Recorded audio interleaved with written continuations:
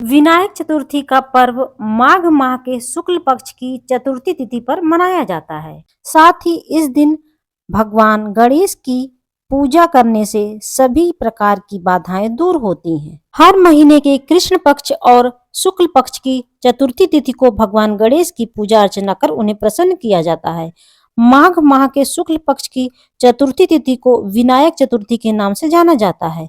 इस दिन विधि विधान से भगवान गणेश की पूजा अर्चना की जाती है तथा चतुर्थी व्रत की कथा सुनी जाती है। इससे संबंधित 4 कथाएं प्रचलित हैं। श्री गणेशाय नमः। चलिए सुनते हैं पहली कथा। पौराणिक एवं प्रचलित श्री गणेश कथा के अनुसार एक बार देवता कई विपदाओं से घिर गए थे। तब वह मदद मांगने भगवान शिव के पास आए। उस समय शिव के साथ कार्तिकेय तथा गणेश जी भी बैठे हुए थे। देवताओं की बात सुनकर शिव जी ने कार्तिकेय और गणेश जी से पूछा कि तुम दोनों में से कौन देवताओं के कष्ट का निवारण कर सकता है। तब कार्तिकेय व गणेश जी दोनों ने ही स्वयं को इस कार्य के लिए सक्षम बताया। इस पर भगवान शिव ने दोनों की परीक्षा लेते हुए कहा कि तुम दोनों में से जो सबसे पहले पृथ्वी की परिक्रमा करके आएगा वही देवताओं की मदद करने जाएगा। भगवान शिव के मुख से यह वचन सुनते ही कार्तिकेय अपने वाहन पर बैठकर पृथ्वी की परिक्रमा करने निकल पड़े। किंतु गणेश जी सोच में पड़ गए कि वह चूहे के ऊपर चढ़कर सारी पृथ्वी की परिक्रमा कैसे करेंगे, तो इस कार्य में उन्हें बहुत समय लग जाएगा। तभी उन्हें एक उपाय सूझा। गणेश जी अपने स्थान से उठे और अपने माता पिता के 7 बार परिक्रमा करके वापस बैठ गए। परिक्रमा करके लौटने पर कार्तिकेय को विजेता बताने लगे। तब शिव जी ने श्री गणेश से पृथ्वी की परिक्रमा न करने का कारण पूछा। तब गणेश जी ने कहा, माता पिता के चरणों में ही समस्त लोक है। यह सुनकर भगवान शिव ने गणेश जी को देवताओं के संकट दूर करने की आज्ञा दी। इस प्रकार भगवान शिव ने गणेश जी को आशीर्वाद दिया कि चतुर्थी के दिन जो तुम्हारा पूजन करेगा और रात्रि में चंद्रमा को अर्घ्य देगा, उसके तीनों ताप यानी दैहिक ताप, दैविक ताप और भौतिक ताप दूर होंगे। इस व्रत को करने से व्रतधारी के सभी तरह के कष्ट दूर होंगे और उसे जीवन के भौतिक सुखों की प्राप्ति होगी। चारों तरफ से मनुष्य की सुख समृद्धि बढ़ेगी। पुत्र पौत्रादि धन ऐश्वर्य की कमी नहीं रहेगी।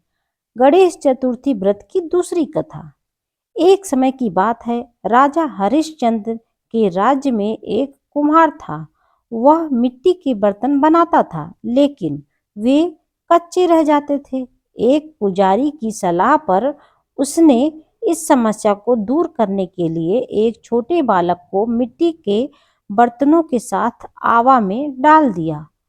उस दिन संकटी चतुर्थी का दिन था। उस बच्चे की माँ अपने बेटे के लिए परेशान थी। उसने गणेश जी से बेटे की कुशलता की प्रार्थना की। दूसरे दिन जब कुम्हार ने सुबह उठकर देखा तो आवा में उसके बर्तन तो पक गए थे, लेकिन बच्चे का बाल भी बाका नहीं हुआ था। वह डर गया और राजा के दरबार में जाकर सारी घटना बताई। इसके बाद राजा ने उस बच्चे और उसकी माँ को बुलवाया तो माँ ने सभी तरह के विघ्न को दूर करने वाली संकटी चतुर्थी का वर्णन किया। इस घटना के बाद से महिलाएं संतान और परिवार के सौभाग्य के लिए संकट चौथ का व्रत करने लगी। चतुर्थी व्रत की तीसरी कथा। एक समय की बात है कि विष्णु भगवान का विवाह लक्ष्मी जी के साथ होना निश्चित हो गया। विवाह की तैयारी होने लगी। सभी देवताओं को निमंत्रण भेजे गए, परंतु गणेश जी को निमंत्रण नहीं दिया गया। कारण जो भी रहा हो, अब भगवान विष्णु की बारात जाने का समय आ गया। सभी देवता अपनी पत्नियों के साथ विवाह समारोह में आए। उन सब ने देखा कि गणेश जी कहीं दिखाई नहीं दे रहे हैं। तब वे आपस में चर्चा करने लगे कि क्या गणेश जी को न्योता नहीं मिला है या स्वयं गणेश जी ही नहीं आना चाहे। सभी को इस बात पर आश्चर्य होने लगा। तभी सबने विचार किया कि विष्णु भगवान जी से इसका कारण पूछते हैं। विष्णु भगवान से पूछने पर उन्होंने कहा कि हमने गणेश जी के पिता भोलेनाथ महादेव को न्योता भेज दिया है। यदि गणेश जी अपने पिता के साथ आना चाहते हैं तो आ सकते हैं। अलग से न्योता देने की कोई आवश्यकता भी नहीं थी। दूसरी बात यह कि उनको 1.25 मन मूंग, 1.25 मन चावल और 1.25 मन घी और 1.25 मन लड्डू का भोजन दिन भर में चाहिए होता है। यदि गणेश जी नहीं आएंगे तो कोई बात नहीं, दूसरे के घर जाकर इतना सारा खाना पीना अच्छा भी नहीं लगता है। यह सब बात चल ही रही थी, किसी एक ने सुझाव दिया, यदि गणेश जी आ भी जाए तो उनको द्वारपाल बनाकर बैठा देंगे कि आप घर की रखवाली करना। आप तो चूहे पर बैठकर धीरे धीरे चलोगे तो बारात से बहुत पीछे रह जाओगे। यह सुझाव भी सबको पसंद आ गया तो विष्णु भगवान जी ने अपनी सहमत भी दे दी। होना क्या था कि इतने में गणेश जी वहां आ पहुंचे और उन्हें समझा बुझाकर घर की रखवाली करने के लिए बैठा दिया गया। बारात चल दी। तब नारद जी ने देखा कि गणेश जी तो दरवाजे पर ही बैठे हुए हैं। तो वे गणेश जी के पास गए और रुकने का कारण पूछा। गणेश जी कहने लगे कि विष्णु भगवान ने मेरा बहुत अपमान किया है। नारद जी ने कहा कि आप अपनी मूषक सेना को आगे भेज दें तो वह रास्ता खोद देंगी, जिससे उनके वाहन धरती में धंस जाएंगे। तब आपको सम्मान पूर्वक उन्हें बुलाना ही पड़ेगा। अब तो गणेश जी ने अपनी मूषक सेना को जल्दी से आगे भेज दिया और सेना ने जमीन को पोली कर दिया। जब बारात वहां से निकली तो रथों के पहिए जमीन में धंस गए। लाख कोशिश करने के बावजूद भी पहिए नहीं निकल पा रहे थे। सभी ने अपने अपने उपाय किए परंतु पहिए तो नहीं निकले, बल्कि जगह जगह से टूट गए। किसी की भी समझ में नहीं आ रहा था कि अब क्या किया जाए। तब तो नारद जी ने कहा, आप लोगों ने गणेश जी का अपमान किया है। आप लोगों ने यह अच्छा नहीं किया है। यदि उन्हें मना कर लाया जाए तो आपका कार्य सिद्ध हो सकता है और यह संकट टल सकता है। शंकर भगवान ने अपने दूत दंती को भेजा और वे गणेश जी को लेकर आए। गणेश जी का आदर सम्मान के साथ पूजन किया गया। तब कहीं रथ के पहिए निकले। अब रथ के पहिए निकल तो गए परंतु वे टूट फूट गए थे। अब उसे सुधारे कौन। पास के खेत में एक खाती काम कर रहा था। उसे बुलाया गया। खाती अपना कार्य करने से पहले श्री गणेशाय नमः कहकर गणेश जी की वंदना मन ही मन करने लगा। देखते ही देखते खाती ने सभी पहियों को ठीक कर दिया। तब खाती कहने लगा कि हे देवताओं, आपने सर्वप्रथम गणेश जी को नहीं मनाया होगा और न ही उनकी पूजा किया होगा, तभी आपके साथ ऐसा संकट आया है।